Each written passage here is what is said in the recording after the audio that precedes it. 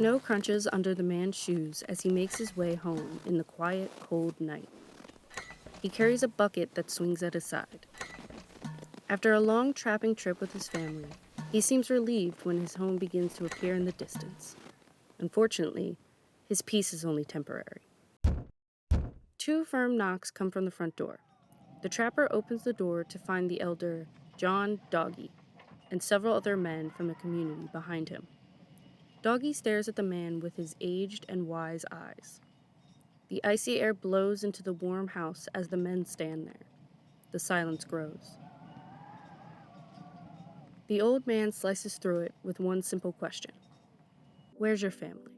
The trapper quickly replies, "They are all still living." He winces and snaps his neck to the side.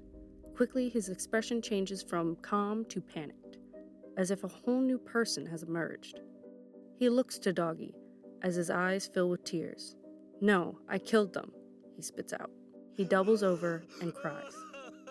The men exchange worried glances at each other, but Doggy stands unfazed. Suddenly, his cries begin to sound like pieces of ice grinding together, and his body grows larger and larger. Fortunately, the men are able to fight and subdue the monster. They took him to the HBC lounge, where a man was able to revive the trapper by giving him whiskey. Shortly after, the trapper was admitted into a mental hospital, where he would eventually die. The town was lucky Doggy and the other men got there when they did, for the bucket the man was carrying earlier was found to be full of children's feet, hinting that not only did the trapper off his whole family, but he had eaten them too, thus turning him into the cannibalistic monster, Wendigo.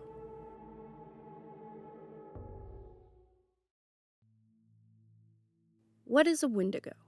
A Wendigo is a cannibalistic monster from the mythology of the North American Algonquian-speaking tribes, such as the Cree and Ojibwe.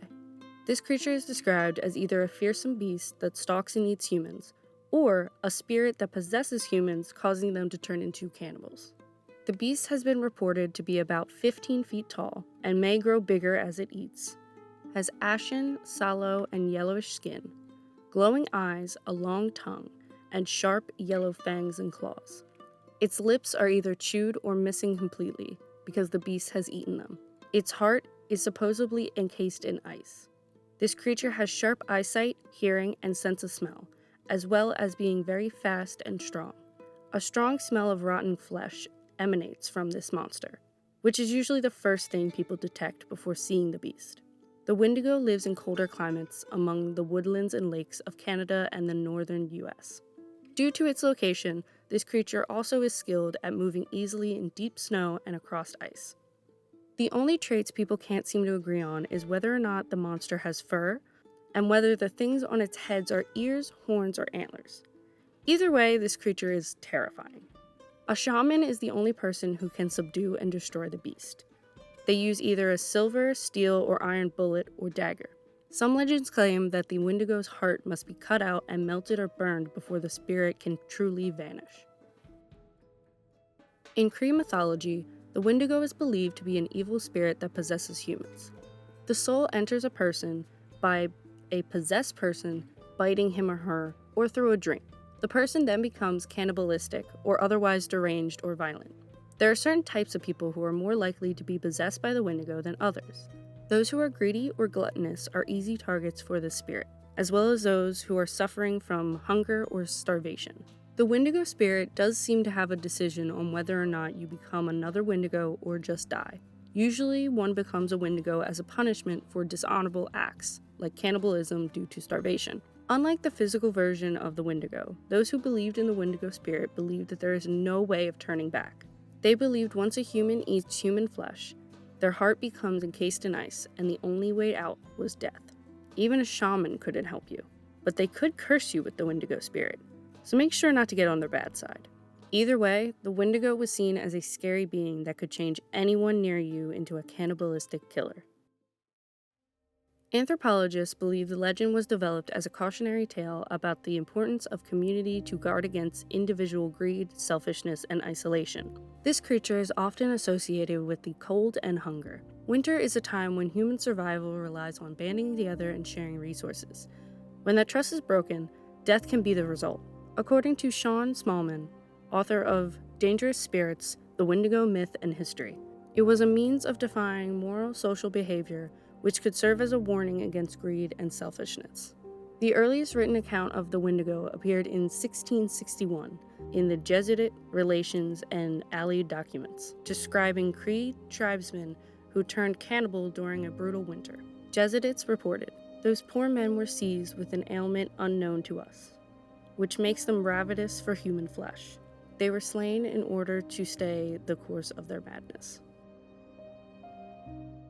The myth of the Wendigo has been weaved into many different types of pop culture media today. However, the way the Wendigo is portrayed today is very different from how it was originally thought to be.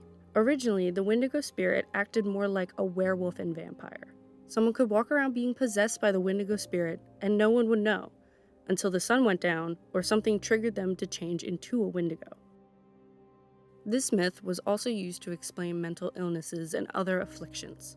Wendigo psychosis was the term used when someone showed signs of being possessed by the cannibalistic spirit. This term was made in the 20th century by J.E. Sandon, a missionary working with the Algonquian tribe. He was among some of the first people to study and record this medical condition. The symptoms include depression and withdrawal, insomnia and paranoid, a growing belief that one must consume human flesh, and cannibalistic urges when there is other food available. Modern psychiatry no longer officially recognizes this as a formal disorder, and yet people still debate on whether or not this is a real mental illness. I even found some of this information about this disorder on BetterHelp.com.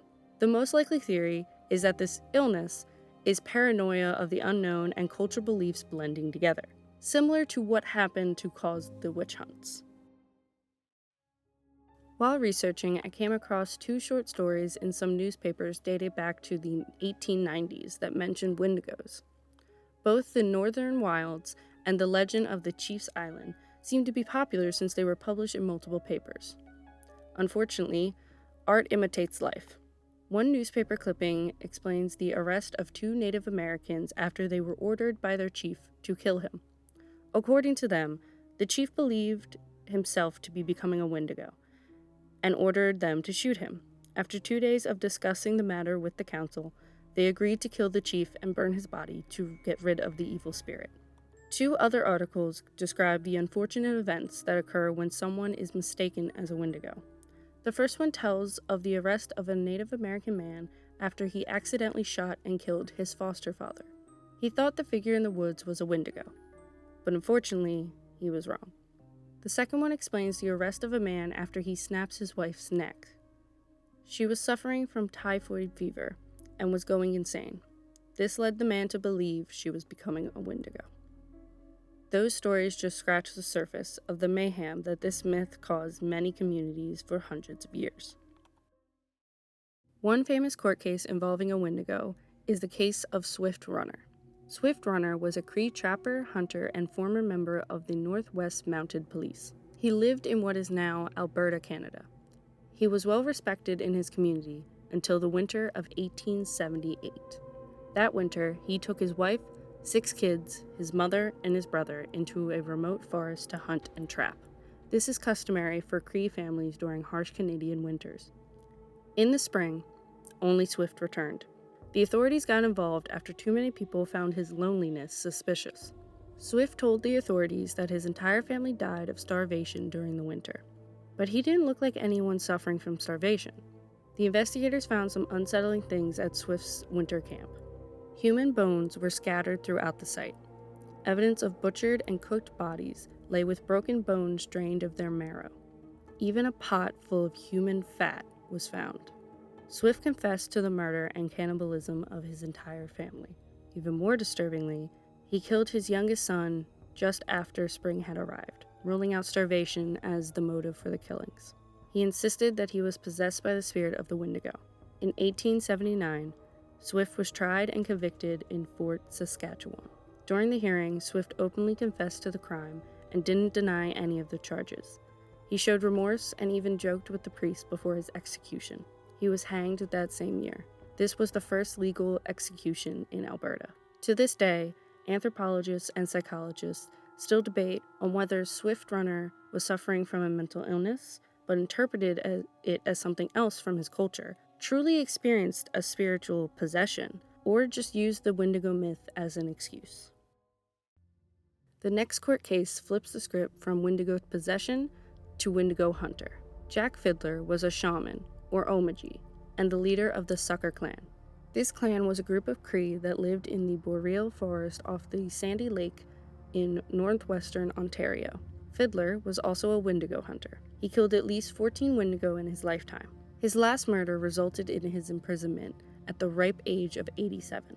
In October 1907, Fiddler and his son, or brother according to some sources, Joseph, were tried for the murder of a Cree Wasakapequay woman. She was killed 2 summers before this trial.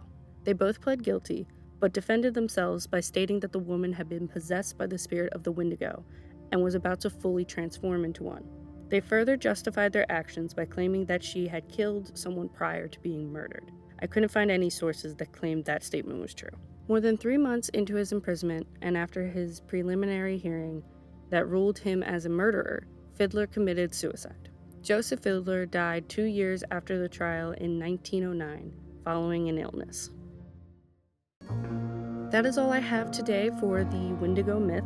If there is anything I have missed, please leave a comment below and don't forget to like this video. Also click that subscribe button for more strange and unusual content. Thank you for watching.